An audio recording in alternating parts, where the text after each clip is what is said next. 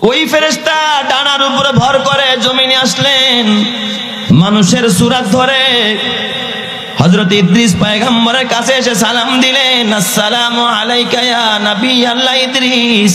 ও পয়গম্বর ইদ্রিস, আপনি আমার সালাম নেন। ইদ্রিস পয়গম্বরের সালাম দিয়া এরপরে জিজ্ঞাসা করতেছেন, আপনি কেমন আছেন? আল্লাহ তাআলার প্রশংসা করে কয়, আল্লাহ তাআলার প্রশংসা করলেন, আপনার যেমন প্রশংসা শুনেছি, আপনার চেহারা দেখা, আপনার বডি দেখা, আপনার কথা শুনে সত্যি আমার মনটা জড়িয়ে গেছে। সুবহানাল্লাহ। ইদ্রিস নবীর এবার ডাক দিয়া বলে, আপনারা দেখে আমার খুব ভালো লাগছে, কিন্তু আমার মন চায় আমার সিনাটা একটু আপনারা সিনার সাথে লাগাই, কারণ এই সিনার ভিতরে কিতাবের এলেম আছে, এই সিনার মধ্যে কিতাবের এলেম আছে। আল্লাহ তো আমাদেরকে এলেম দেয় নাই। সুবহানাকা লা ইলমা লানা। ফেরেশতারা কি বলছে, আল্লাহ তুমি তো আমাকে এলেম দাও নাই, বনি আদমরে এলেম দিছো। বনি আদমরে কি দিছো? এই এলেমের কারণেই তো বনি আদমরে আল্লাহ শ্রেষ্ঠত্ব দিয়েছে। ওয়াতিলকাল আমসালু নাদরিবুহা লিন্নাস ওয়ামা ইয়াকিলুহা ইল্লাল আলিমুন। আল্লাহ তাআলা বলেন, এই সমস্ত দৃষ্টান্ত আলেম ছাড়া কেউ বুঝবে না। এই এলেম আল্লাহ তাআলা বনি আদমরে দান করছে, আল্লাহ তাআলা ফেরেশতাদেরকে দেয় নাই। ঠিক না বেঠিক? যারা কয় ওয়া আল্লামাল আদামা আসমাউল্লাহ, আল্লাহ আদম নবীকে সবকিছুর এলেম শিক্ষা দিয়া দিয়েছে। তো এই এলেমের গুণেই তো আদম নবী শ্রেষ্ঠত্ব পাইছে। ঠিক কিনা? জোরে কন। এ আমার বাবা, ওই ফেরেশতা ডাক দিয়া বললেন, ও পয়গম্বর ইদ্রিস, আপনার সিনার মধ্যে এলেম আছে, কিতাবের এলেম, আমার সিনায় এলেম নাই। আপনার সিনার সাথে আমার সিনাটার একটু লাগাইতে চাই। খালি বেন্নাবাড়ি মাদ্রাসা এসে দান করলেই হবে না, ওয়াজ শুনলেই হবে না, মাঝে মাঝে মাদ্রাসায় এসে খবর নিন মুহতামিম সাহেব মাদ্রাসা কেমন চলতেছে। এতিম বাচ্চাদের সাথে একটু মুআনাকা কইরেন, বুকের সাথে বুকটা মিলায় দেখেন যাদের সিনার মধ্যে আল্লাহ কোরআন রাখছে। আপনার সিনায় কোরআন নাই, ওদের সিনায় কোরআন আছে। এই কোরআনের নূরওয়ালা সিনার সাথে যদি সিনাটা লাগায়া দেন, আপনার অন্ধকার সিনাটাকে আলোকিত বানায়া দিবেন যিনি, তিনি কে? কোরআনের নূর আল্লাহ তাআলা আপনার সিনার ভিতরে আল্লাহ তাআলা পার্সেল করে দিয়ে দিবেন। এটা হলো মহব্বতের একটা কানেকশন। এ আমার বাবা, ইদ্রিস পয়গম্বর তো নরম দিলের মানুষ, কয় ঠিক আছে, তার সাথে মুআনাকা করলেন, অত্যন্ত প্রশংসা করলেন, যেমন শুনছি তার থেকে আপনি আরো ভালো মানুষ। এবার ইদ্রিস পয়গম্বর কয়, ও ভাই, মান আনতা ইয়া ফুলান, আপনার আশা পুরা করলেন, কিন্তু আপনি কে? আপনার পরিচয় তো আমারে দিলেন না। তখন ওই ফেরেশতা ডাক দিয়া বললেন, আমি চতুর্থ আসমানের একজন ফেরেশতা। কয় তাই নাকি? আপনি আসমানের ফেরেশতা? কয় হ্যাঁ। কয় তাই না? আপনার তো ডানা আছে, আপনি তো সব কিছু দেখতে পারেন। এবার আমার একটা আশা আপনি পুরা করতে পারবেন কিনা? কয় বলেন, কি আশা? আমার এক নম্বর আশা হলো, জনম জনম শুনলাম পূর্ব আকাশে সূর্য উঠে পশ্চিম আকাশে ডুবে, কিন্তু কোথা থেকে উঠে জীবনে দেখলাম না, কোথায় গিয়া ডুবে তাও জানতে পারলাম না। আপনি কি পারবেন নি সূর্য উদয়ের জায়গাটা আর অস্তমিত হওয়ার জায়গাটা আমার একটু দেখাবেন? যেরকম সুবহানাল্লাহ, পারবেন আমার একটু দেখাইতে? এটা আমার এক নম্বরের আশা। আর দুই নম্বরের আশা হলো, আপনি তো চতুর্থ আসমানে থাকেন, আজরাইল আলাইহিস সালামের মন্ত্রণালয়ের পাশে, আপনি গিয়ে একটু আজরাইল আলাইহিস সালামকে জিজ্ঞাসা করবেন আমার মরণ কবে হবে, আমার আর হায়াত কতদিন আছে, একটু বাড়ানো যায় কিনা। এই বিষয়টা আপনি আজরাইলের কাছ থেকে জেনে একটু আমারে জানায়া দিবেন। ওই ফেরেশতা ডাক দেয়া বলে, ও পয়গম্বর ইদ্রিস, আমি প্রথমটা পুরা করবো ইনশাআল্লাহ, কিন্তু দ্বিতীয়টা চেষ্টা করব, পারবো কিনা তা আমি জানি না। সুবহানাল্লাহ। কোন সবাই? প্রথমটা পুরা করব, দ্বিতীয়টা চেষ্টা করব, পারবো কিনা জানি না। ডানার মধ্যে বসায়া পূর্ব আকাশে নিয়ে গেলেন যেখান থেকে সূর্য উদয় হয়, দেখায়া পশ্চিম আকাশে নিয়ে গেলেন যেখানে সূর্য অস্তমিত যায়। জমিনে আইনা ডাক দেখা, ও পয়গম্বর, আমি আসমানে গিয়া খবর নিয়ে আইসা যদি আপনাকে বলি, এটা আপনার কাছে যতটা বিশ্বাস পয়দা করবে তার থেকে বেশি বিশ্বাস পয়দা করবে যদি আমার সাথে আপনি চলেন। আপনি নিজে যাবেন, নিজের কানে শুনবেন আজরাইল কি জবাব দেয়। আমার ডানার ভিতরে লুকায় রাখবো, দুনিয়ার কেউ দেখবে না। আপনার লুকায় রাখবো, আজরাইলের উত্তরটা আপনি নিজের কানে শুনবেন। সুবহানাল্লাহ কোন সবাই। ইদ্রিস পয়গম্বর ডানার মধ্যে বসাইয়া ওই চতুর্থ আসমানের ফেরেশতা একটা উড়াল মাইরা আজরাইল আলাইহিস সালামের মন্ত্রণালয়ের পাশে দাঁড়াইয়া আজরাইল আলাইহিস সালামকে ডাক দেয়া কয়, মাতা ইয়ামুতু ইদ্রিস, ও ভাই আজরাইল আমার একটু বলেন হযরতে ইদ্রিস পয়গম্বরের মরণটা কবে হবে, একটু আপনি আমারে জানায়া দেন। এই দিক দিয়ে আজরাইল কয়, আলহামদুলিল্লাহ ইয়া রাব্বি লাকাল হামদু কামা ইয়ামবাগি লিজালালি ওয়াজহিকা ওয়া আযীমি সুলতানিকা। আল্লাহর প্রশংসা করতেছে। কই ভাই আমি আপনারে জিগাইলাম কি আর আপনি উত্তর দেন কি? আমি জিজ্ঞাসা করলাম ইদ্রিস নবী কবে মারা যাবে আর আপনি আল্লাহর প্রশংসা আরম্ভ করছেন, ঘটনাটা কি বুঝলাম না। আজরাইল আলাইহিস সালাম ডাক দিয়া বললেন, ও ফেরেশতা তুমি জানো না কিছুক্ষণ আগে আমার আল্লাহ আমার অর্ডার করেছে আজরাইল চতুর্থ আসমানে আমার পয়গম্বর হযরতে ইদ্রিসের জানটারে এখন এই কবজ কর। আমি গড়ি দেখে তাকায় দেখি আর মাত্র বাকি আছে কয়েক মিনিট, কিন্তু ইদ্রিস তো আসমানে না, ইদ্রিস তো জমিনে। কে তারা এখানে আনবে, কেমনে আনবো, কেমনে তারা জানটা কবজ করবো? আমি বড় পেরেশান ছিলাম, বেচাইন ছিলাম কিভাবে তিনি এখানে আসবে। কিন্তু যখন দেখি টাইম মাত্র 2 সেকেন্ড বাকি, তুমি হাজির হয়ে গেছো, তুমি আমার সালাম দেওয়ার আগে, প্রশ্ন করার আগে আগে আমি ইদ্রিসের জান কবজ করেছি, তারপরে আমি তোমার সামনে কথা বলতে এসেছি। চিৎকার মেরে কন্যা আল্লাহু আকবার। কয় তাই নাকি? কয় হ্যাঁ। ডানাটা উঠাইয়া হযরতে ওই ফেরেশতা তাকায় দেখ আসলে ইদ্রিস পয়গম্বরের মরণ হয়ে যায়। এ আমার বাবা, তোমার কখন মরণ হবে, কোথায় মরণ হবে এটা তোমার জানা নাই, এটা একমাত্র যিনি জানেন তিনি কে? আল্লাহ। তোমার দাদাও স্বপ্ন পুরা করে কবরে যাইতে পারে নাই, তোমার পরদাদাও স্বপ্ন পুরা করে কবরে যাইতে পারে নাই, তোমার চেয়ারম্যান মহোদয় স্বপ্ন পুরা করে কবরে যাইতে পারে নাই, এমপি সাহেব পারে নাই, মন্ত্রী সাহেব পারে নাই, দুনিয়ার কোন শাসক গোষ্ঠী পারে নাই।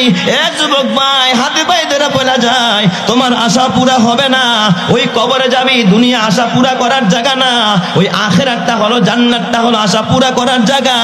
এই জন্য দুনিয়ায় যা খুশি তা করা যাবে না। রব চাহি জিন্দিগি গর, আল্লাহ তাআলা তোকে আখিরাতে মন চাহি জিন্দিগি দিবে। কথা ঠিক না ব্যাঠিক? জোরে কর। ওরে 2 গজেরই মাটির গুহা, 2 গজেরই মাটির গুহা, ছোট্ট তোমার ঘর, থাকবে না কেউ বন্ধু সেথা আপন কিংবা পর। বলেন তো আপনার কবরে আপন পর কেউ থাকবে না। আপনার ঈমান আর আমল আর নেক আমল ছাড়া আপনার কবরে কিচ্ছু যাবে না। কথা ঠিক কিনা? বিসমিল্লাহির রহমানির রহিম। واذكر في الكتاب إدريس إنه كان صديقا نبيا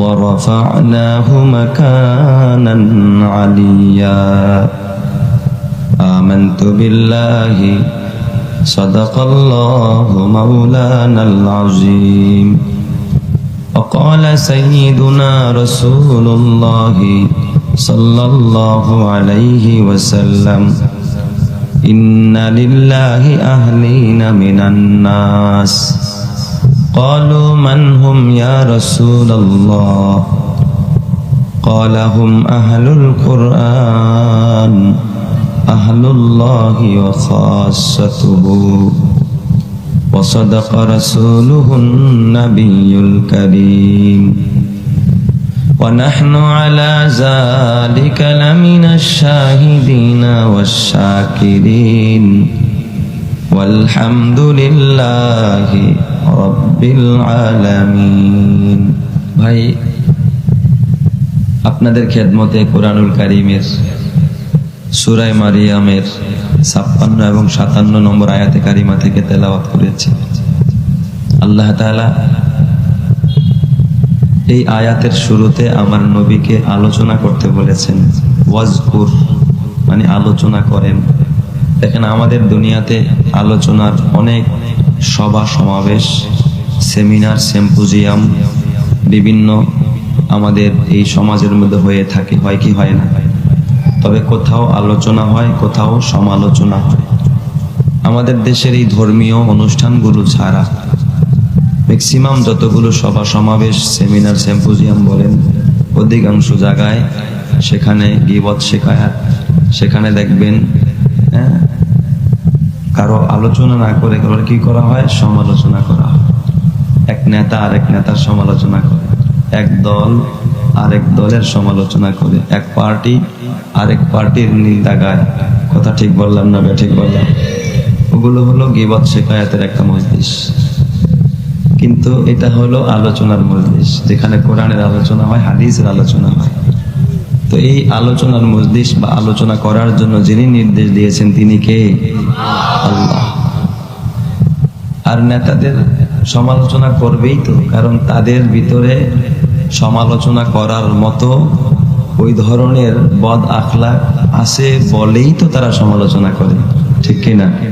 আছে না? কিন্তু এই মজলিসে যাদের আলোচনা হয় আল্লাহ এবং তার রাসূলের, বলেন তো আমার নবীজির জীবনে কোন রকমের কোন খারাপের দিক আছে? কথা বলেন, আছে? সমালোচনা করার মতো কোনো সাইট আছে? নাই। কোরআন হাদিসের সমালোচনা করার মতো কোনো সাইট আছে? নাই। তাহলে নবীদের আলোচনা, আল্লাহ তাআলা কোরআনে 25 জন নবীর আলোচনা করেছেন।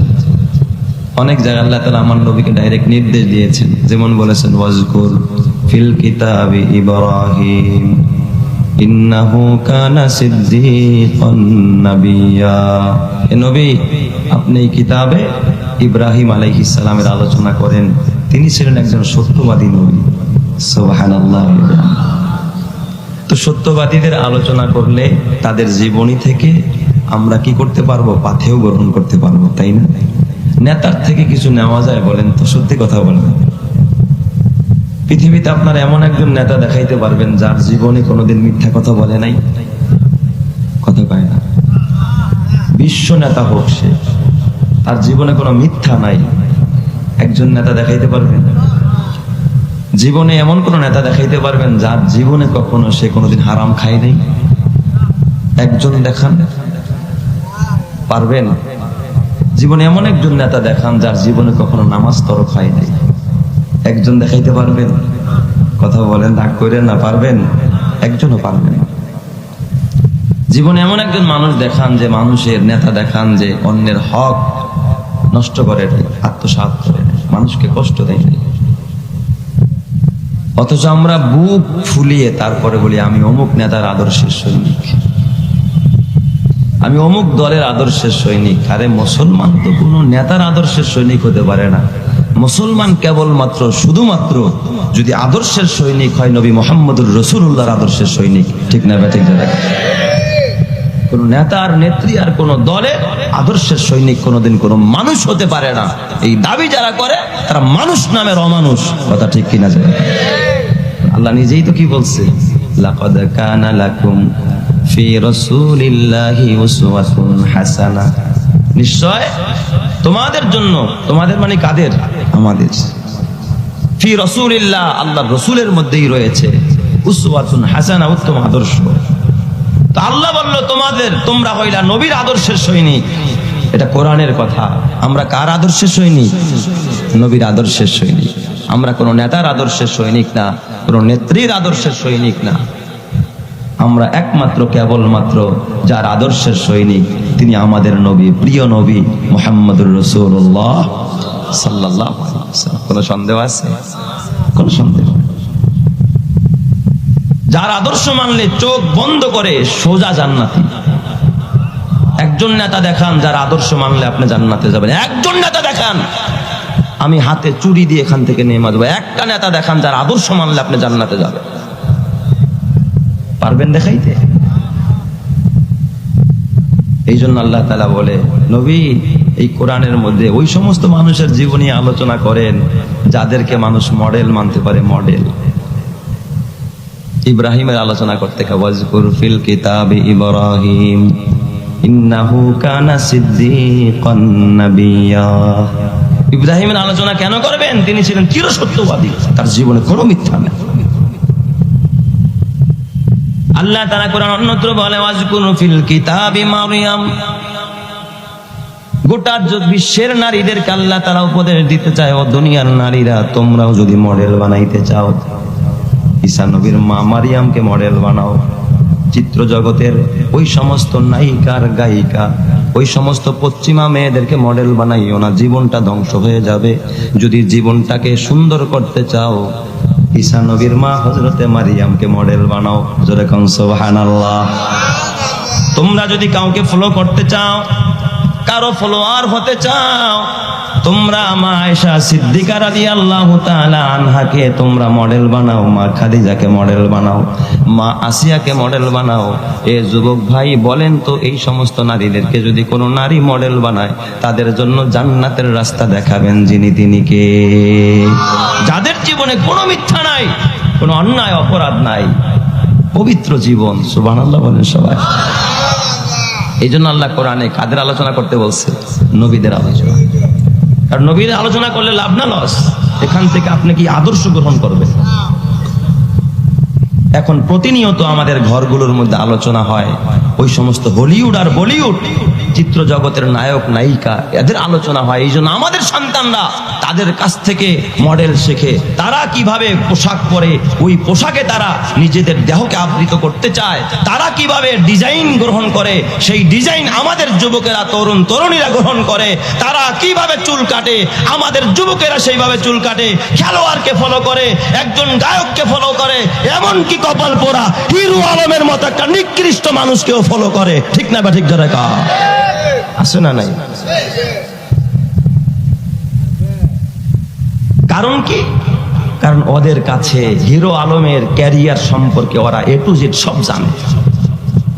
সারাক্ষণ মোবাইলে থাকে ওরা, সারাক্ষণ ওরা টেলিভিশনে থাকে, ওরা হিরো আলমের জিন্দেগি ওদের মুখস্থ।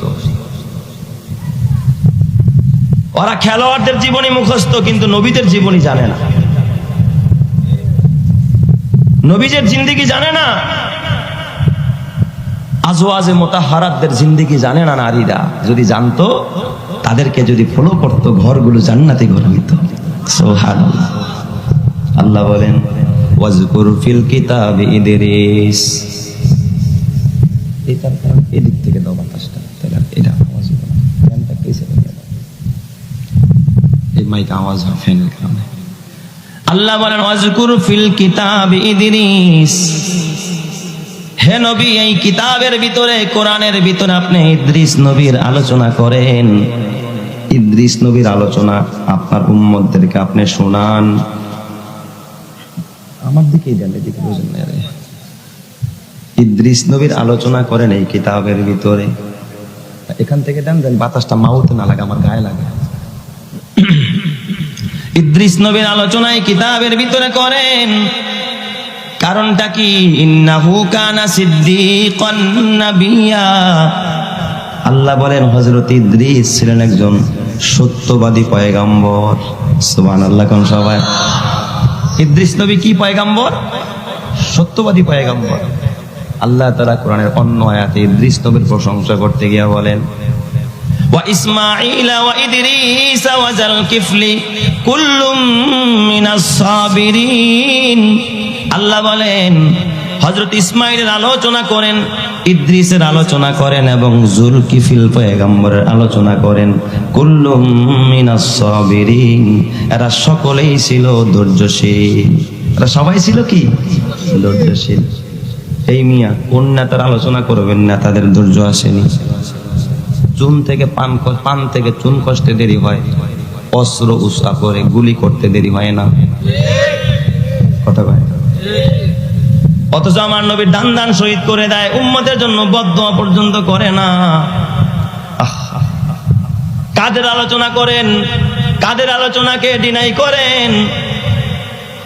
আল্লাহ তাআলা বললেন কুল্লুম মিনাস সাবিরিন, এরা সবাই ছিল ধৈর্যশীল মানুষ, ধৈর্যশীল পয়গম্বর। এই ধৈর্যশীল হওয়ার কারণে আল্লাহ বলেন তাদেরকে আমি কি পুরস্কার দিছি। আল্লাহ তাআলা বলেন ওয়া আদখালনাহুম ফি রাহমাতিনা।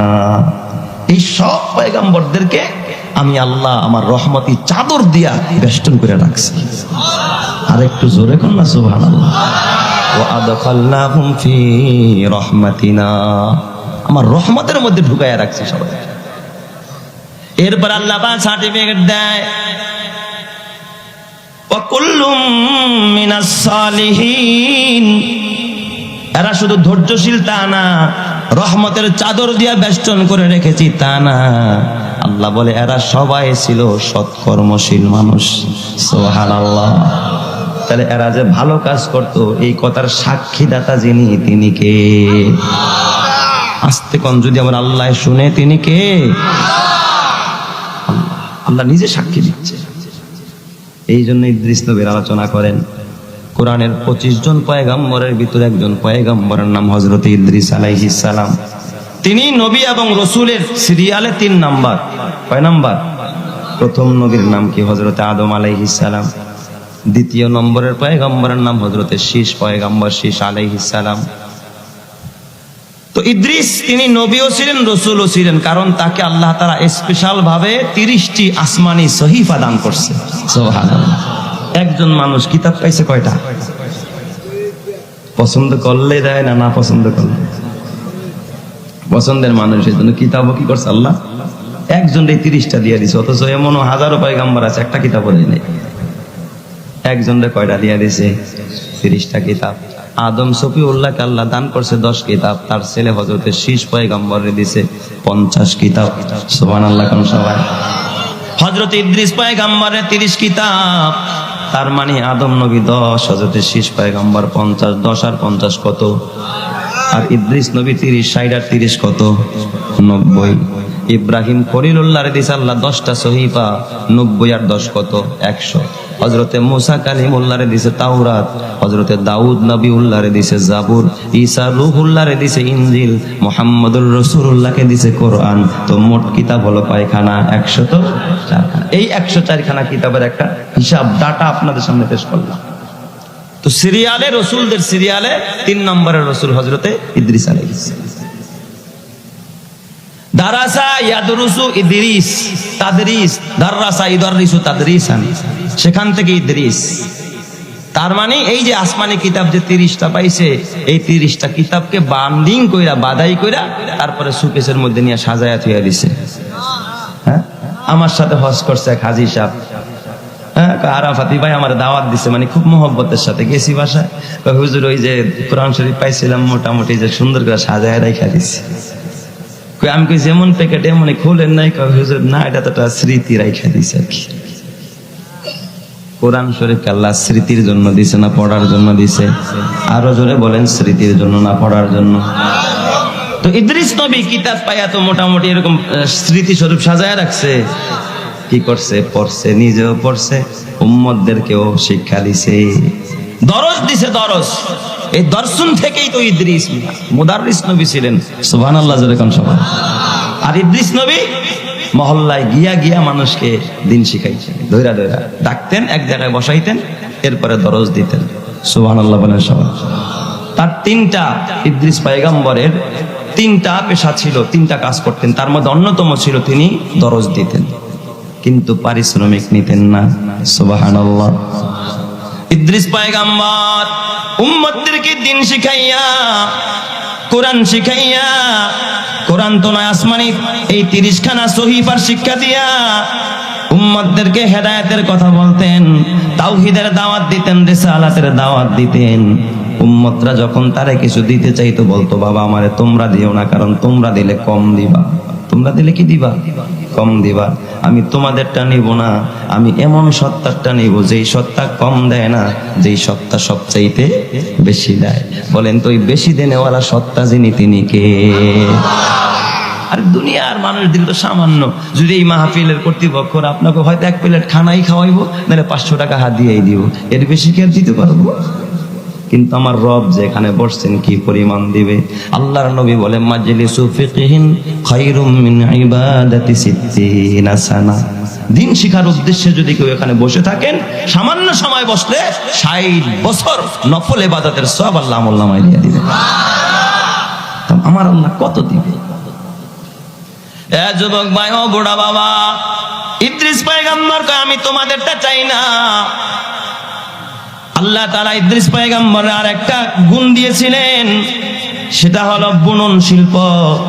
সেলাই করতে পারতেন যারা দর্জিরা করে, দর্জিরা। এখন তো মেশিন দিয়া সেলাই, আগে হাতে সেলাই। ইদ্রিস পয়গম্বর নিজে কাপড় সেলাই করতে পারতেন, জামা সেলাই করতে পারতেন, নিজেরটাও সেলাইতেন, উম্মতেরটাও সেলাই দিতেন, কিন্তু বিনিময়ে কোনোদিন কারো কাছ থেকে হাদিয়া নিতেন না। সুবহানাল্লাহ। একই উত্তর ছিল তার, আল্লাহর কাছ থেকে নিতে। আল্লাহর পয়গম্বর ইদ্রিস আলাইহিস সালাম, তার আরেকটা গুণ, এই পয়গম্বর আউয়ালু মান কাতাবা বিল কলম, যিনি সর্বপ্রথম কলম দিয়া উম্মতকে লেখা শিখাইছেন। গাছের ডাল কেটে কালি লাগায়া তারপরে লেখা শিখাইছেন। সুবহানাল্লাহ বলেন সবাই। এই পয়গম্বর ইদ্রিস আলাইহিস সালাম, যিনি জমিনের ভিতরে দরজ দেন, জমিনের ভিতরে যিনি দরজ দেন, একজন মুদাররিস পয়গম্বর। তার প্রশংসা জমিনেও যেমন ছড়িয়ে গেছে, আসমানের মধ্যেও ছড়িয়ে গেছে। গোটা বিশ্ববাসীর কানে কানে তার প্রশংসা ছড়িয়ে দিয়েছেন যিনি, তিনি কে? আল্লাহ যার প্রশংসা করে তার প্রশংসা সব জায়গায় আছে না নাই? ইদ্রিস পয়গম্বরের আলোচনা সব জায়গায়, সব ফেরেশতাদের কানে কানে ইদ্রিস পয়গম্বরের আলোচনা। এমন একজন জলিল কদর পয়গম্বর ইদ্রিস। এই পয়গম্বর এত প্রশংসিত মানুষ, এত প্রশংসিত মানুষ, যেই পয়গম্বরের প্রশংসা সব জায়গায় ছড়িয়ে পড়েছে। সবাই ইদ্রিস পয়গম্বরের প্রশংসা করে। হাদিস শরীফের মধ্যে আসছে, আমার আল্লাহ যখন কোনো বান্দাকে ভালোবাসে, তখন আল্লাহ জিব্রাইলকে ডাক দেয়, আয়া জিব্রাইল, এই বান্দাটাকে আমি আল্লাহ ভালোবাসি, তুমি জিব্রাইলও ভালোবাসো, আর তুমি ঘোষণা দাও আসমানের সব ফেরেশতারা যেন এই বান্দাটাকে ভালোবাসে। সুবহানাল্লাহ। ফেরেশতারা ভালোবাসা আরম্ভ করে দেয়।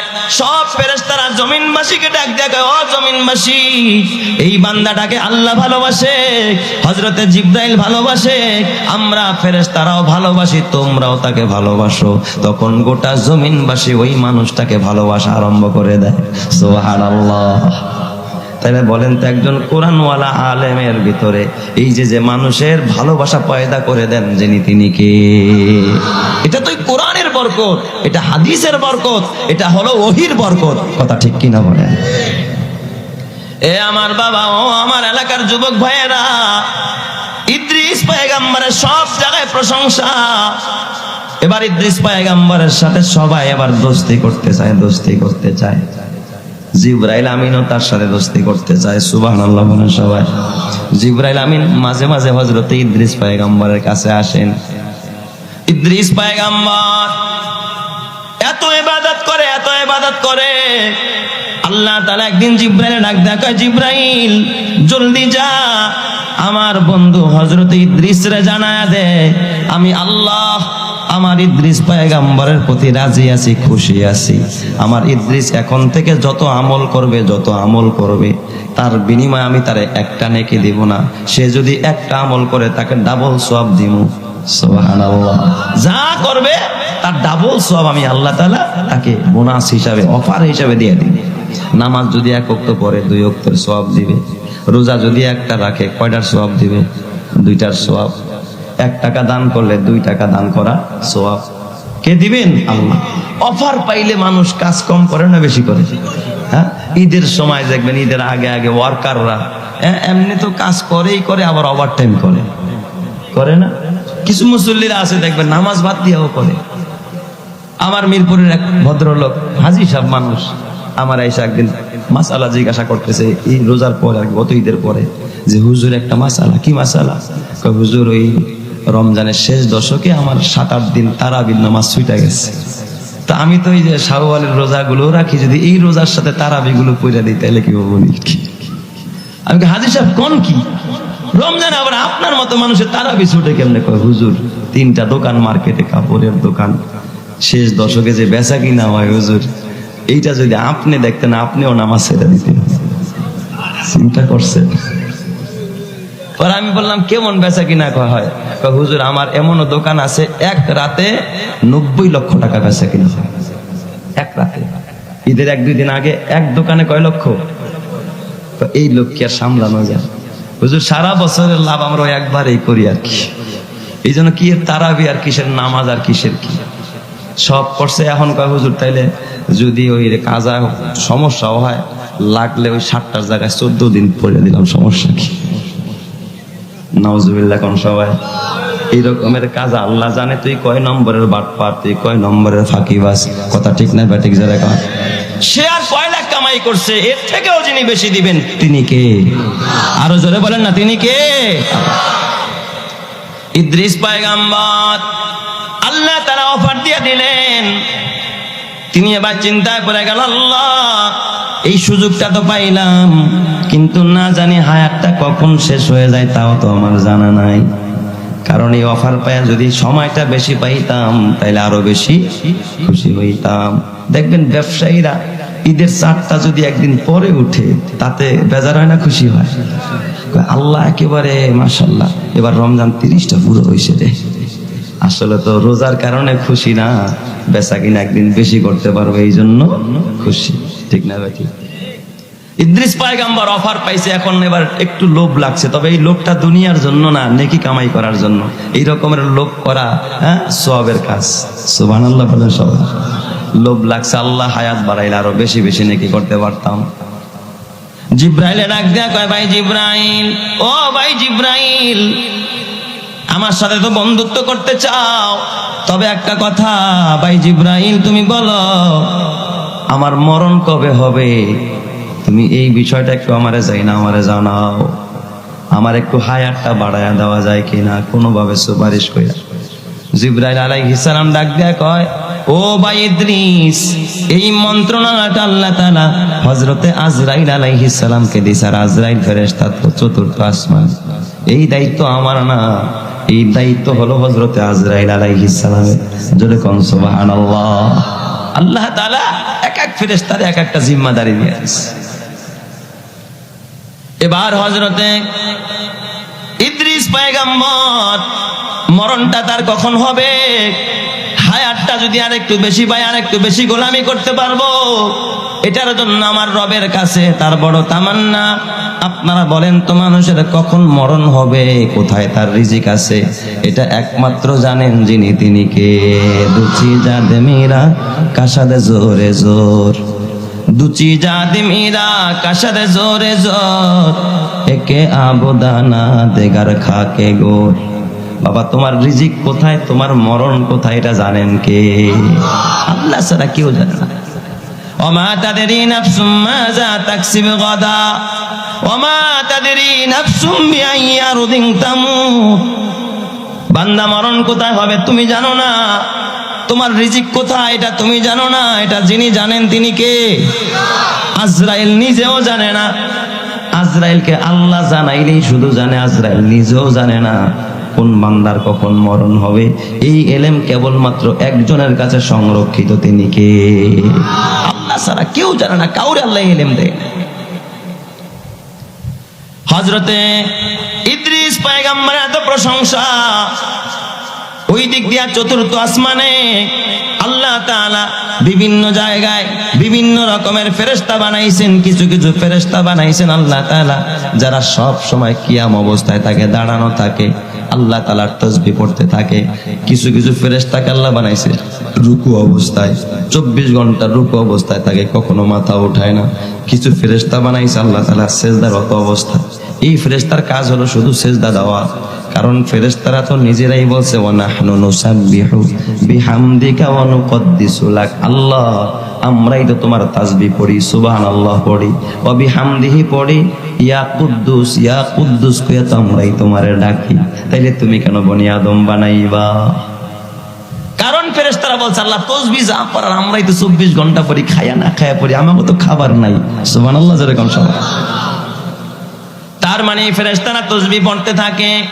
আল্লাহ তাআলা 4র্থ আসমানে একজন ফেরেশতা বানাইছেন, যেই ফেরেশতা সদা সর্বদা সেজদার মধ্যে থাকেন।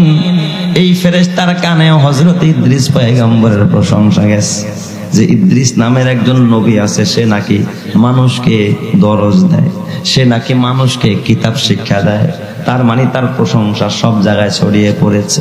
ওই ফেরেশতা আল্লাহকে ডাক দেয়া, আল্লাহ, ও আকাশের মালিক, তুমি আমারে একটু তৌফিক দাও, আমি একটু জমিনে গিয়া তোমার ওই প্রশংসিত বান্দা তোমার ওই প্রশংসিত বান্দা হযরত ইদ্রিসের সাথে মোলাকাত করব। সুবহানাল্লাহ। ইদ্রিস নবীর সাথে আমি একটু কি করব? সাক্ষাৎ করব। আল্লাহ তাআলা ডাক দিয়া বললেন, যাও। ওই ফেরেশতা ডানার উপরে ভর করে জমিনে আসলেন, মানুষের সূরত ধরে হযরত ইদ্রিস পয়গম্বরের কাছে এসে সালাম দিলেন, আসসালামু আলাইকা ইয়া নবী আল্লাহ ইদ্রিস। ও পয়গম্বর ইদ্রিস, আপনি আমার সালাম নেন। ইদ্রিস পয়গম্বরের সালাম দিয়া এরপরে জিজ্ঞাসা করতেছেন, আপনি কেমন আছেন? আল্লাহ তাআলার প্রশংসা করে কয়, আল্লাহ তাআলার প্রশংসা করলেন, আপনার যেমন প্রশংসা শুনেছি, আপনার চেহারা দেখা, আপনার বডি দেখা, আপনার কথা শুনে না সত্যি আমার মনটা জড়িয়ে গেছে। সুবহানাল্লাহ। ইদ্রিস নবীর এবার ডাক দিয়া বলে, আপনারা দেখে আমার খুব ভালো লাগছে, কিন্তু আমার মন চায় আমার সিনাটা একটু আপনারা সিনার সাথে লাগাই, কারণ এই সিনার ভিতরে কিতাবের এলেম আছে। এই সিনার মধ্যে কিতাবের এলেম আছে। আল্লাহ তো আমাদেরকে এলেম দেয় নাই। সুবহানাকা লা ইলমা লানা। ফেরেশতারা কি বলছে? আল্লাহ তুমি তো আমাকে এলেম দাও নাই, বনি আদমরে এলেম দিছো। বনি আদমরে কি দিছো? এই এলেমের কারণেই তো বনি আদমরে আল্লাহ শ্রেষ্ঠত্ব দিয়েছে। ওয়াতিলকাল আমসালু নাদরিবুহা লিন্নাস ওয়া মা ইয়াকিলুহা ইল্লাল আলিমুন। আল্লাহ তাআলা বলেন, এই সমস্ত দৃষ্টান্ত আলেম ছাড়া কেউ বুঝবে না। এই এলেম আল্লাহ তাআলা বনি আদমরে দান করছে, আল্লাহ তাআলা ফেরেশতাদেরকে দেয় নাই। ঠিক না বেঠিক? যারা কয় ওয়া আল্লামাল আদামা আসমাউল্লাহ, আল্লাহ আদম নবীকে সবকিছুর এলেম শিক্ষা দিয়া দিয়েছে। তো এই এলেমের গুণেই তো আদম নবী শ্রেষ্ঠত্ব পাইছে। ঠিক কিনা? যারা কয় এ আমার বাবা। ওই ফেরেশতা ডাক দিয়া বললেন, ও পয়গম্বর ইদ্রিস, আপনার সিনার মধ্যে এলেম আছে, কিতাবের এলেম, আমার সিনায় এলেম নাই। আপনার সিনার সাথে আমার সিনাটার একটু লাগাইতে চাই।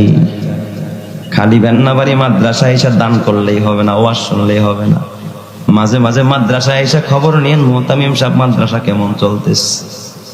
এতিম বাচ্চাদের সাথে একটু মুআনাকা কইরেন, বুকের সাথে বুকটা মিলায় দেখেন যাদের সিনার মধ্যে আল্লাহ কোরআন রাখছে। আপনার সিনায় কোরআন নাই, ওদের সিনায় কোরআন আছে।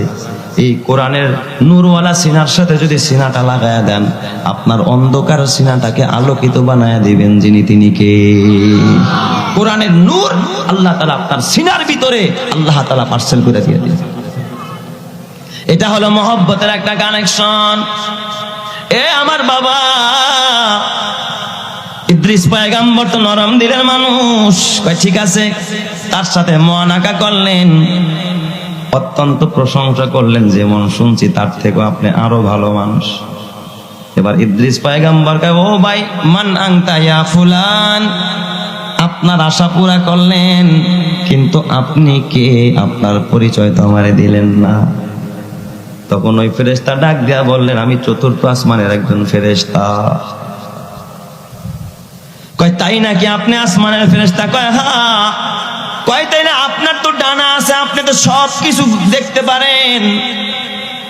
এবার আমার একটা আশা আপনি পুরা করতে পারবেন কিনা? কয় বলেন, কি আশা? আমার এক নম্বর আশা হলো, জনম জনম শুনলাম পূর্ব আকাশে সূর্য উঠে পশ্চিম আকাশে ডুবে, কিন্তু কোথা থেকে উঠে জীবনে দেখলাম না, কোথায় গিয়া ডুবে তাও জানতে পারলাম না। আপনি কি পারবেননি সূর্য উদয়ের জায়গাটা আর অস্তমিত হওয়ার জায়গাটা আমার একটু দেখাবেন? যেরকম সুবহানাল্লাহ, পারবেন আমার একটু দেখাইতে? এটা আমার এক নম্বরের আশা। আর দুই নম্বরের আশা হলো, আপনি তো চতুর্থ আসমানে থাকেন, আজরাইল আলাইহিস সালামের মন্ত্রণালয়ের পাশে। আপনি কি একটু আজরাইল আলাইহিস সালামকে জিজ্ঞাসা করবেন আমার মরণ কবে হবে, আমার আর হায়াত কতদিন আছে, একটু বাড়ানো যায় কিনা? এই বিষয়টা আপনি আজরাইলের কাছ থেকে জেনে একটু আমারে জানায়া দিবেন। ওই ফেরেশতা ডাক দেয়া বলে, ও পয়গম্বর ইদ্রিস, আমি প্রথমটা পুরা করবো ইনশাআল্লাহ, কিন্তু দ্বিতীয়টা চেষ্টা করব, পারবো কিনা তা আমি জানি না। সুবহানাল্লাহ। কোন সবাই? প্রথমটা পুরা করব, দ্বিতীয়টা চেষ্টা করব, পারবো কিনা জানি না। ডানার মধ্যে বসায়া পূর্ব আকাশে নিয়ে গেলেন যেখান থেকে সূর্য উদয় হয়, দেখায়া পশ্চিম আকাশে নিয়ে গেলেন যেখানে সূর্য অস্তমিত যায়। জমিনে আইনা ডাক দেখা, ও পয়গম্বর, আমি আসমানে গিয়া খবর নিয়ে আইসা যদি আপনাকে বলি, এটা আপনার কাছে যতটা বিশ্বাস পয়দা করবে তার থেকে বেশি বিশ্বাস পয়দা করবে যদি আমার সাথে আপনি চলেন। আপনি নিজে যাবেন, নিজের কানে শুনবেন আজরাইল কি জবাব দেয়। আমার ডানার ভিতরে লুকায় রাখবো, দুনিয়ার কেউ দেখবে না। আপনার লুকায় রাখবো, আজরাইলের উত্তরটা আপনি নিজের কানে শুনবেন। সুবহানাল্লাহ কোন সবাই। ইদ্রিস পয়গম্বর ডানার মধ্যে বসাইয়া ওই চতুর্থ আসমানের ফেরেশতা একটা উড়াল মাইরা আজরাইল আলাইহিস সালামের মন্ত্রণালয়ের পাশে দাঁড়াইয়া আজরাইল আলাইহিস সালামকে ডাক দেয়া কয়, মাতা ইয়ামুতু ইদ্রিস, ও ভাই আজরাইল আমার একটু বলেন হযরতে ইদ্রিস পয়গম্বরের মরণটা কবে হবে, একটু আপনি আমারে জানায়া দেন। এই দিক দিয়ে আজরাইল কয়, আলহামদুলিল্লাহ ইয়া রাব্বি লাকাল হামদু কামা ইয়ামবাগি লিজালালি ওয়াজহিকা ওয়া আযীমি সুলতানিকা। আল্লাহর প্রশংসা করতেছে। কই ভাই আমি আপনারে জিগাইলাম কি আর আপনি উত্তর দেন কি? আমি জিজ্ঞাসা করলাম ইদ্রিস নবী কবে মারা যাবে আর আপনি আল্লাহর প্রশংসা আরম্ভ করছেন, ঘটনাটা কি বুঝলাম না। আজরাইল আলাইহিস সালাম ডাক দিয়া বললেন, ও ফেরেশতা তুমি জানো না কিছুক্ষণ আগে আমার আল্লাহ আমার অর্ডার করেছে আজরাইল চতুর্থ আসমানে আমার পয়গম্বর হযরতে ইদ্রিসের জানটারে এখন এই কবজ কর। আমি গড়ি দেখে তাকায় দেখি আর মাত্র বাকি আছে কয়েক মিনিট, কিন্তু ইদ্রিস তো আসমানে না, ইদ্রিস তো জমিনে। কে তারা এখানে আনবে, কেমনে আনবো, কেমনে তারা জানটা কবজ করবো? আমি বড় পেরেশান ছিলাম, বেচাইন ছিলাম কিভাবে তিনি এখানে আসবে। কিন্তু যখন দেখি টাইম মাত্র 2 সেকেন্ড বাকি, তুমি হাজির হয়ে গেছো, তুমি আমারে সালাম দেওয়ার আগে, প্রশ্ন করার আগে আগে আমি ইদ্রিসের জান কবজ করেছি, তারপরে আমি তোমার সামনে কথা বলতে এসেছি। চিৎকার মেরে কন্যা আল্লাহু আকবার। কয় তাই নাকি? কয় হ্যাঁ। ডানাটা উঠাইয়া হযরতে ওই ফেরেশতা তাকায় দেখ আসলে ইদ্রিস পয়গম্বরের মরণ হয়ে যায়। এ আমার বাবা, তোমার কখন মরণ হবে, কোথায় মরণ হবে এটা তোমার জানা নাই, এটা একমাত্র যিনি জানেন তিনি কে? আল্লাহ। তোমার দাদাও স্বপ্ন পুরা করে কবরে যাইতে পারে নাই, তোমার পরদাদাও স্বপ্ন পুরা করে কবরে যাইতে পারে নাই, তোমার চেয়ারম্যান মহোদয় স্বপ্ন পুরা করে কবরে যাইতে পারে নাই, এমপি সাহেব পারে নাই, মন্ত্রী সাহেব পারে নাই, দুনিয়ার কোন শাসক গোষ্ঠী পারে নাই। এ যুবক ভাই, হাতে পায়ে ধরে বলা যায় তোমার আশা পুরা হবে না। ওই কবরে যাবি, দুনিয়া আশা পুরা করার জায়গা না, ওই আখিরাতটা হলো, জান্নাতটা হলো আশা পুরা করার জায়গা। এই জন্য দুনিয়ায় যা খুশি তা করা যাবে না। রব চাহি জিন্দিগি গর, আল্লাহ তাআলা তোকে আখিরাতে মন চাহি জিন্দিগি দিবে। কথা ঠিক না ঠিক জোরে কর। ওরে 2 গজেরই মাটির গুহা, 2 গজেরই মাটির গুহা, ছোট্ট তোমার ঘর, থাকবে না কেউ বন্ধু সেথা আপন কিংবা পর। বলেন তো আপনার কবরে আপন পর কেউ থাকবে না। আপনার ঈমান আর আমল আর নেক আমল ছাড়া আপনার কবরে কিচ্ছু যাবে না। কথা ঠিক কিনা? বাড়ি গাড়ি যাবে নাকি? ইট পাথরের ঘরে ঘুমাইয়া দিলটা এখন ইট পাথরের মতো শক্ত বানায় ফেলছো রে মুসলমান। তোর বাবা কাঁচা ঘরে ছিল, দিলটা বড় কাঁচা, চোখে পানি নিয়ে সবসময় গোলামি করতো আল্লাহ। আর ইট পাথরের ঘরে ঘুমাইয়া তোমার দিলটারে তুমি ইট পাথরের মতো শক্ত বানিয়ে ফেলছো রে মুসলমান। এই জন্য দিলটারে নরম কইরা কোরআনের মহব্বত দিলে জায়গা দিয়া রে যুবক ভাই, তোর হাতে পায়ে ধরা বলা যায় আমি একটা কারগুজারি শুনায়া বিদায় নিব রে মুসলমান। আজ থেকে কয়েক বছর আগে বাংলাদেশের একটা সীমান্ত এলাকা মেহেরপুর, এখানে এক মাহফিলে এক দরবেশ সাহেবের মাদ্রাসায় আমার মাহফিল।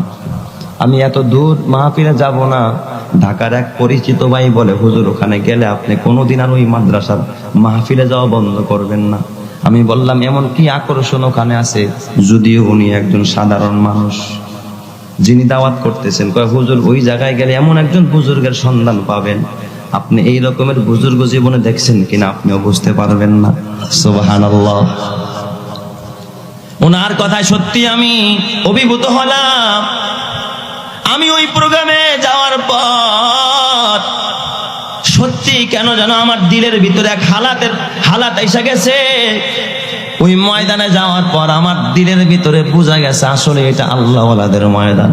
সুবহানাল্লাহ। যখন সবাই ছোট্ট একটা নুরানি মাদ্রাসা, বড় কোনো মাদ্রাসা, নামি দামি কোনো মাদ্রাসা না। একজনের ভিটা বাড়ির মধ্যে একজনের সব সম্পদ দিয়া সে ঘর বাড়ি ফালা এটার একটা মাদ্রাসা বানায় নিছে। সুবহানাল্লাহ। দরবেশ শাহ হুজুর নামে তো সবাই তারে চিনে। ওই মাদ্রাসায় যাওয়ার পর সর্বপ্রথম আমি দরবেশ শাহ হুজুরের রুমে প্রবেশ করলাম। একজন বুড়া মানুষ, দেখি শুকায় গেছে, জীর্ণ শীর্ণ তার চেহারা। দরবেশ সাহেব হুজুরের সাথে মুসাফা করে তেমন কোনো সময় আমারে দিল না। সালাম, মুসাফা কেমন আছেন? ঠিক আছে, হুজুরে নিয়ে বসান, এতটুক বলে আমার সে বিদায় করে দিল। লম্বা সময় তার কাছে আমার রাখলো। এরপরে দেখি দরজা ভিড়াইয়া দিছে। আমি একজনে জিজ্ঞাসা করলাম, আজকে মাহফিল এটার মধ্যে হুজুর কি করে? হুজুর সব সময় রবের নামের জিকির করে। সুবহানাল্লাহ। সব সময় কার জিকির করে? আল্লাহর নামের জিকির করে। আমি বললাম, এই দরবেশ সাহেবের আর এমন কি আমল আছে? আমার এলাকার কয়েক ভাই বলে, হুজুর এই দরবেশ সাহেব রহমান, এই দরবেশ সাহেব এত বড় বুজুর্গ মানুষ, জীবনে কোনোদিন একটা দিন দিনের বেলায় কোনোদিন আহার করে না, খানা খায় না। বছরের যতগুলো দিন আছে নিষিদ্ধ দিন ছাড়া বছরের সব দিনগুলোতেই আল্লাহর বান্দা রোজা রাখে। সুবহানাল্লাহ। দুনিয়ার কোনো লোভ লালসা নাই। আমি বললাম, উনি বের হয় না, মাদ্রাসা কেমনে চালায়? কয়, হুজুর আপনারা বুঝবেন না, এই যে দেখেন না আমরা সবাই এলাকার পাবলিক, হুজুরে আমলে থাকে। এই মাদ্রাসার কি দরকার? চাল দরকার, ডাল দরকার, লবণ দরকার, তেল দরকার, পানি দরকার। হুজুরে এ নিয়ে কোনো ফিকির করে না। এই এলাকায় আমরা যতগুলো বাড়ি আছি আমরা ভাগ করে দেওয়া, একদিন এই বাড়িওয়ালা, আরেকদিন ওই বাড়িওয়ালা। আমরা যতজন এই মহল্লায় বসবাস করি, এই মাদ্রাসার সব ইন্তেজাম আমরা নিজেরা দায়িত্ব নিয়ে নিছি। কিন্তু হুজুর এই মাদ্রাসা হওয়ার পরে, দরবেশ সাহেব এখানে আসার পর এই এলাকার ভিতরে এত বরকত, এত বরকত। আমাদের এই এলাকার ভিতরে আল্লাহর রহমতে ফসলে কোনো পোকা নাই, আমাদের ক্ষেতের মধ্যে কোনো আযাব আর গজব নাই। এই এলাকায় রোগ বিমারি কমে গেছে। আল্লাহ তাআলা শুধু বরকত আর বরকত দিয়া ভরে দিছে। জোরে কোন সুবহানাল্লাহ। যেই মানুষটা সারা বছর রোজা রাখে, বলেন তো এই মানুষটার জবান দিয়া কিছু বলতে দেরি আল্লাহ কবুল করতে দেরি করবো? আল্লাহ তাআলা কবুল করতে দেরি করব না। আমার ভিতরে বড় কৌতূহল। সর্বশেষ আমি আখেরি বয়ান করতেছিলাম, দরবেশ সাহেবকে দুইজনে ধইরা আমার পাশাই না ছেড়ে বসাইস। যতক্ষণ কথা বলছি খালি দেখি চোখ দিয়া, কিছুক্ষণ পর পরে গামছা দিয়ে খালি চোখ মুছে আর নাক ঝাড়ে। আমি নজর করে দেখি গামছাটা আবার টেবিলে রাখি, পুরা গামছাটা ভিজে যাচ্ছে চোখের পানিতে। আল্লাহর বান্দার দিলটারে আল্লাহর জন্য তৈরি করে ফেলছে। কেউ যদি আল্লাহর জন্য হয়ে যায়, আল্লাহ তার জন্য হয়ে যায়। বড় আজব হালাত। আমি ওযু বানাবো, আমারে বলে, হুজুর টিউবওয়েল আছে, পুকুর আছে, কোথায় আপনি ওযু করবেন? আরেকজনে আমার ডাক দেখা, হুজুর খবরদার ওই পুকুরে একটু ওযু করেন, দরবেশ সাহেব হুজুর ওখানে ওযু করেন। সত্যি আমি ওখানে ওযু করতে গেলাম, দেখি এত মাছ। আমি বললাম, মাছ চাষ করছেন? কয় না। দরবেশ সাহেব সব সময় পানির অপচয় করে না, এই জন্য এখানে ওযু বানায়। এই পুকুরের মধ্যে প্রথম কয়েকটা মাছ ছিল। এই মাদ্রাসার যত মাছ লাগে সব এই পুকুর থেকে আসে, একটা মাছ ছাড়তে হয় না। আল্লাহ সব এই পুকুরের মধ্যে বরকত দান করে দেয়। সুবহানাল্লাহ।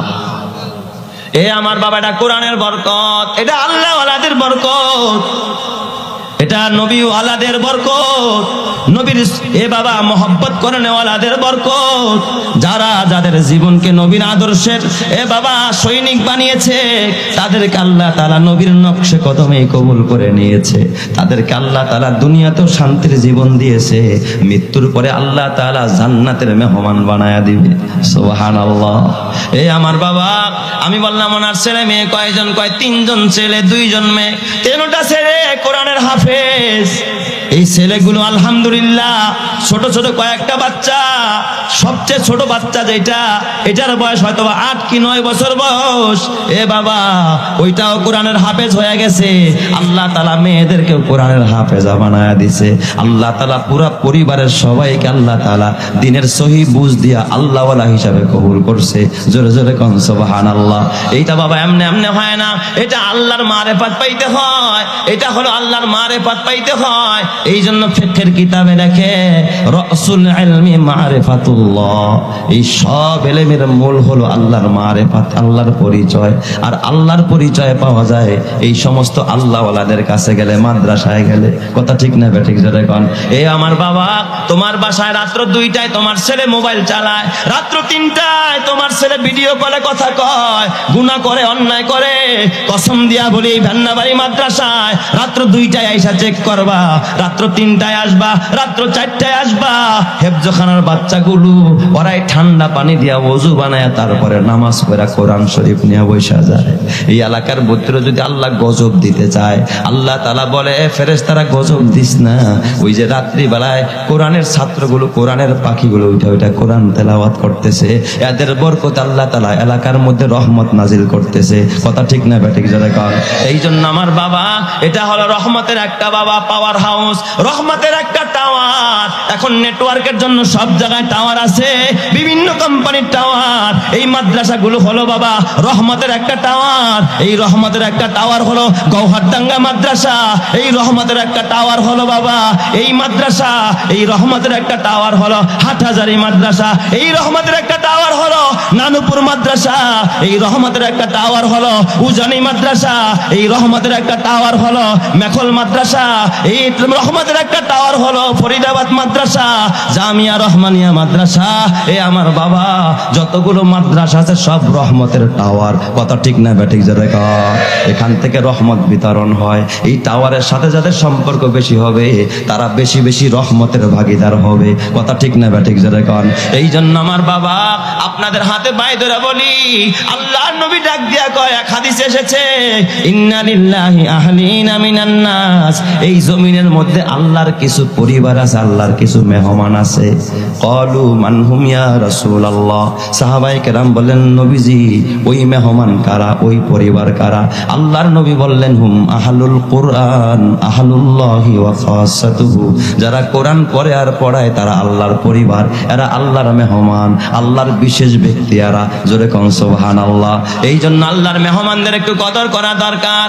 এ আমার বাজান, আল্লাহর নবী অন্য হাদিসে বলে, আনা ওয়া কাফিলুল ইয়াতীমি কাহাতাইনি ফিল জান্নাহ, এই জমিনে যারা এতিমকে লালন পালন করে, এতিমের খোঁজ খবর নেয়, এই 2 আঙ্গুল যেমন পাশাপাশি, ওই ব্যক্তিটা আমি মুহাম্মদের সাথে একই সাথে পাশাপাশি একই জান্নাতে থাকবে। সুবহানাল্লাহ। এই জন্য আমার বাবা, এই এতিমখানায় খেদমত করার জন্য, এতিমদের সাথে সম্পর্ক রাখার জন্য, এতিমদের খেদমত করে জান্নাতে যাওয়ার জন্য কারা কারা রাজি? একটু ডাইন হাতটা দেখায়। নারায়ে তাকবীর, নারায়ে তাকবীর। হাত টান করেন, টান করেন, মোটগুলো খুলেন, আঙ্গুলগুলো খুলেন, সবাই আঙ্গুলগুলো একটু খুলেন। এই ফেরেশতারা ছবি তুলতেছে, এই হাত দেখা দেখা জান্নাতি করবো। জোরে কান আমিন। সবাই পড়েন তো বিসমিল্লাহির রহমানির রহিম। মাশাআল্লাহ। হাতটা একটু বিসমিল্লাহ করে পকেটে দেন, পকেটে দেন। এই এতিমদের খেদমতের জন্য 5,000, 2,000, 3,000, 1,000 টাকা, 500 টাকাও যদি কারো পকেটে থাকে, না থাকলে অন্তত 100 টাকাও যদি থাকে, একটু বিসমিল্লাহ বলে বাইর করেন ইনশাআল্লাহ। একটু বের করেন এতিমখানার জন্য। একটু যারা বড়টা দিবেন আমার হাতে এসে দিয়ে যেতে পারেন, আর ছাত্র ভাইরাও একটু রুমাল নিয়ে মাঠে নামতে পারেন ইনশাআল্লাহ। একটু তাড়াতাড়ি করেন, দেন আমার হাতেও এসে দিয়ে দেন। যদি কেউ 5,000 টাকা, 10,000 টাকা, 1,000 টাকা নগদ দেন বা পরে দিয়ে দিবেন, কালকে দিবেন, একটু ওয়াদা করতে পারেন যে হুজুর ইনশাআল্লাহ এই মাদ্রাসার লিল্লাহ ফান্ডে ইনশাআল্লাহ। কি নাম ভাই? এনাম ভাই। এনাম ভাই 1,000 টাকা আল্লাহ কবুল করো, আল্লাহ বরকত দান করো।